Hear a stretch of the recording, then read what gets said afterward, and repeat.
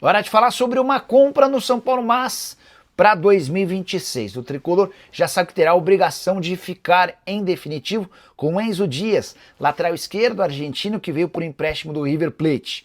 É que o jogador já alcançou 41 partidas e o contrato de empréstimo previa a obrigação de compra por 2 milhões de dólares ou 10 milhões e 800 mil reais se ele ficasse ou disputasse 50% dos jogos. Para efeito de contabilidade, cada jogo era contabilizado a partir do momento em que ele atuasse por pelo menos 45 minutos. Vale a lembrança de que o São Paulo já tem 10% do lateral e vai passar a ter 50% dos direitos econômicos. A tendência é que essa venda seja casada, isso porque Galopo, que pertence ao São Paulo e está emprestado ao River Plate, ainda não bateu a meta de jogos, mas tem sido super utilizado por Marcelo Gajardo. 24 partidas, 6 gols e uma assistência, inclusive na última rodada, vitória por 2-1 contra o Estudiantes, o Galopo foi titular e marcou um dos gols. Negociação do Galopo mais cara do que a do Enzo Dias, o que vai assegurar lucro para o São Paulo. Ficou combinado entre São Paulo e River que se o Galopo ficar em definitivo vai custar 3 milhões e 600 mil dólares. Estamos falando de uma sobra de 1 milhão e 600 mil. Ou seja, São Paulo cede em definitivo o Galopo, fica com Enzo Dias e ainda embolsa mais algo próximo a 2 milhões de dólares. 1 milhão e 600 mil, a gente está falando de algo na casa dos 8 milhões de reais. Só para justificar ou explicar de vez.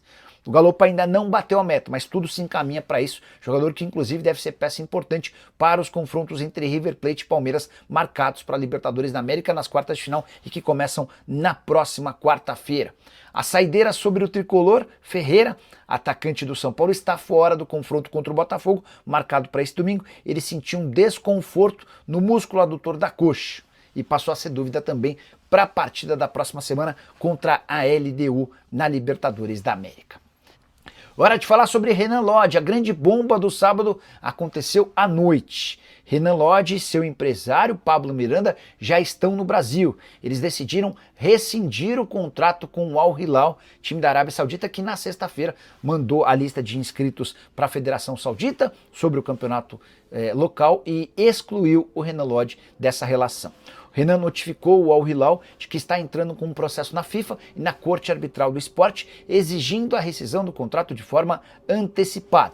Tudo porque o atleta foi impedido de atuar na liga local. Há uma série de casos parecidos e jurisprudências. Eu, inclusive, tive acesso a uma condenação contra o Adana da Demirspor, da Turquia. Por conta de situação parecida, um atleta estrangeiro foi contratado, acabou não sendo inscrito por conta da limitação de estrangeiros e isso acabou garantindo a ele o direito de rescindir o contrato. Desde 2013, há uma série de decisões da FIFA e da Corte Arbitral do Esporte tratando sobre o desregistro de jogador por causa da cota de estrangeiros na liga. Através das suas redes sociais, o Renan Lodge disse o seguinte, abre aspas, busquei assessoria jurídica e fui informado de que não posso ser privado de exercer a minha profissão. Tomei a decisão de buscar meus direitos, espero ansiosamente que os órgãos responsáveis julguem meu caso o mais rápido possível para que eu possa voltar a fazer aquilo que eu amo, sem nenhuma restrição. O Lodge, antes de optar por essa rescisão ou esse caminho litigioso, ele havia calculado que jogaria no máximo 11 partidas na atual temporada. Isso se o Al Hilal fosse até a final da Champions League Asiática, o único torneio que ele poderia disputar, e se o técnico Simone Inzaghi usasse o Lodge para a lateral esquerda nesse campeonato, que talvez não seja muita lógica, até porque o Lodge estaria sem ritmo, concorrendo, por exemplo, contra o Theo Hernandes, recentemente contratado. Diante desse cenário, o Lodge entrou na justiça e agora aguarda por uma posição. Queria contar só mais alguns bastidores. Ao longo dessa semana, diante da possibilidade de o Lodge deixar a Arábia Saudita, o time saudita cogitou a possibilidade de cancelar o visto do atleta, mas desistiu até porque entendeu que se o fizesse, daria a chance de vitória nos tribunais enorme para o atleta. Sobre a chance de Renan Lodge jogar no Brasil, isso vai ser discutido num segundo momento. É natural que o empresário dele, o Pablo Miranda, já tenha sido procurado por times daqui, mas o Lodge quer entender primeiro quais serão as posições de FIFA e Corte Arbitral do Esporte para escolher seu futuro. Al Hilal, que tem 3 laterais esquerdos, todos contratados por um caminhão de dinheiro. Renan Lodge foi o primeiro, 22 milhões de euros, o segundo Muteb, que custou 28 milhões de euros, e o Theo Hernandes custou mais 25 milhões de euros. Estou muito curioso para saber como Marcos Leonardo e Caio César vão se comportar em relação ao fato de também terem ficado fora da lista de inscritos no Campeonato Saudita. E você, o que pensa sobre tudo isso? Use o espaço para comentário e registra a sua opinião. Não esquece de deixar like, de se inscrever no canal. Quero falar agora sobre Marcos Leonardo, informação exclusiva.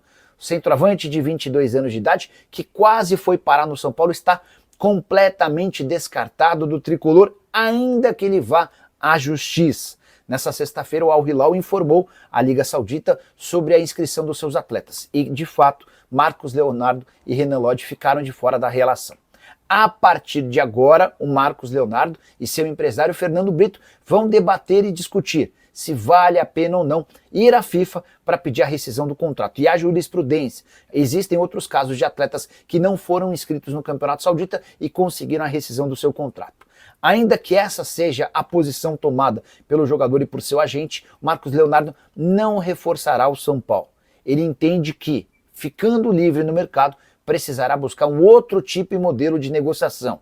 A ideia, por exemplo, é fechar com um time grande do futebol europeu. Nicola, mas então por que ele decidiu vir por empréstimo ao São Paulo? E o negócio só não aconteceu por causa do Al Hilal. Era algo muito específico daquele momento. Vale a lembrança de que o Marcos Leonardo tem 4 anos de contrato com o time saudita e não seria usado no campeonato local. Até por isso, pintou a proposta do São Paulo, time do coração dele, para que ele pudesse momentaneamente, durante 4 meses, atuar pelo tricolor, sonhando com o título da Libertadores e também com uma valorização que pudesse o levar para a seleção brasileira. Marcos Leonardo usa muito o exemplo do Caio Jorge, alguém que não conseguiu performar na Europa e que veio ao Brasil e jogando bem pelo Cruzeiro, foi chamado pela seleção. Marcos Leonardo foi bem no Benfica e foi melhor ainda no Al Hilal, tanto que foi artilheiro da Copa do Mundo de Clubes e o principal goleador do time na primeira temporada. A questão é que lá os caras querem grife e contrataram Darwin Núñez, centroavante da seleção uruguaia e ex-jogador do Liverpool. Até por isso Marcos Leonardo perdeu espaço. Se ele conseguir na justiça a rescisão do seu contrato, a ideia vai ser buscar um contrato longo e com um clube grande do futebol europeu. A chance de voltar ao Brasil está praticamente descartada. Isso não faz parte do projeto de carreira do atleta, que viria ao Brasil pro São Paulo, especificamente por esse período de empréstimo na janela. Sem essa possibilidade, agora ele discute os próximos passos e vai aguardar uma posição do Al Hilal. O time saudita pretende dar um reajuste salarial para ele? Tem alguma promessa a fazer de empréstimo a partir de janeiro? Tudo isso vai ser debatido ao longo da próxima semana. Hora de falar sobre o São Paulo com novidade importante no campo político. Carlos Belmonte, diretor de futebol do Tricolor desde o primeiro dia de Júlio Casares, não será o candidato à presidência pela situação. Eleição marcada apenas para dezembro do ano que vem, mas já começaram todas as movimentações e tratativas sobre o tema. Belmonte tinha o objetivo de se tornar o presidente do São Paulo, sucedendo Júlio Casares. Isso está descartado. Relação entre Belmonte e Casares cada dia pior, há um distanciamento grande entre o que é feito no Morumbi e o que é feito na Barra Funda. Não dá, inclusive, para descartar que o Carlos Belmonte não fique até o fim do mandato do Júlio como diretor de futebol.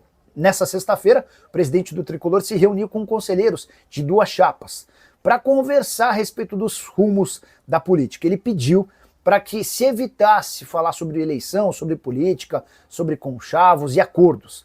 A ideia é que esse assunto venha à tona apenas a partir do fim do primeiro trimestre de 2026, quando vão restar mais ou menos 9 meses até a eleição.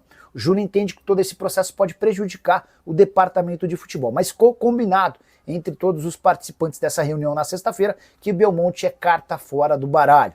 Vamos ver como é que o diretor de futebol se sai ou responde a essa decisão.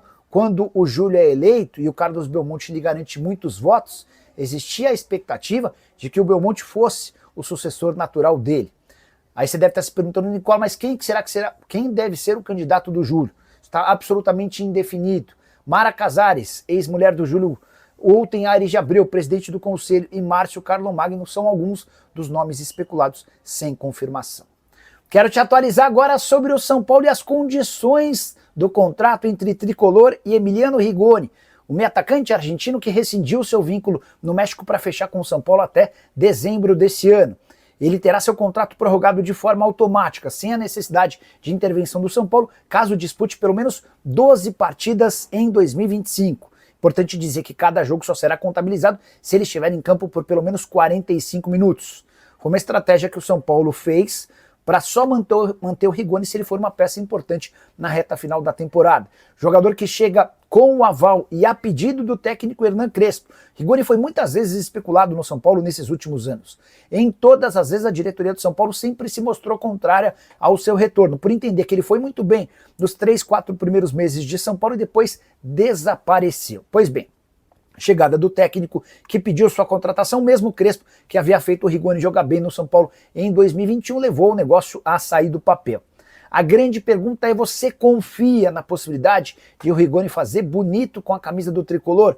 Vale a lembrança de que nas passagens por Estados Unidos e México, ele foi muito mais para um figurante do que para um protagonista. Fala pessoal, estamos aí com atualizações importantes do São Paulo. Se inscreva e ative o sininho para receber mais atualizações do Tricolor. Deixe seu like, que é muito importante para o crescimento do canal. Utilize o espaço aqui embaixo para registrar sua opinião. Ficamos por aqui com mais esse giro de notícias. Um abraço e até o próximo vídeo.